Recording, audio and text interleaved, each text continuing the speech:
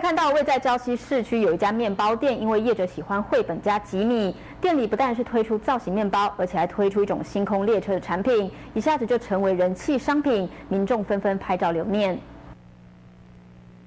有了吉米的店名，当然少不了最有名的星空列车，配上灯光，马上营造出相似的氛围，民众也赶紧拍照留念。另外看到宜兰地标龟山岛也变成凤梨酥，还有羊年面包，都让人感到店家的用心。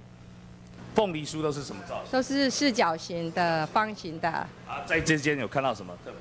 它是我们宜兰的地标，叫龟山朝日。看得见。很亲切感觉。是啊。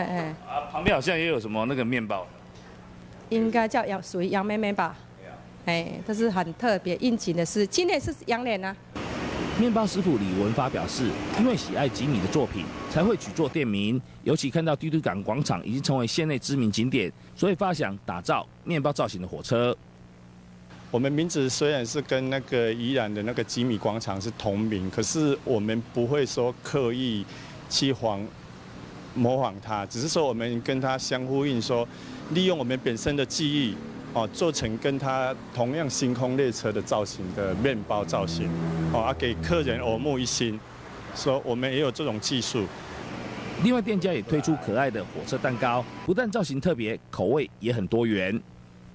本身它的车体我们是用轻乳酪蛋糕，因为轻乳酪蛋糕它本身它蛋糕体比较松绵嘛，能够比较切的形状能够比较有挤压。本身它的蒸汽筒我们是用巧克力蛋糕把它卷成圆形筒，旁边的那个轮子我们就是用欧利欧饼干下去做造型，这个就是用小苏打那个饼干下去做窗户造型，这个前面是用苏打饼干下去做整个车厢的造型。它本身是比较不像说很真实版的火车，只是说它比较 Q 版的，应该小孩子应该会蛮喜欢的，而且很多口味的。对，它本身一个蛋糕的话就可以吃到巧克力、轻乳酪，还有一个巧克力，总共能吃到4种口味。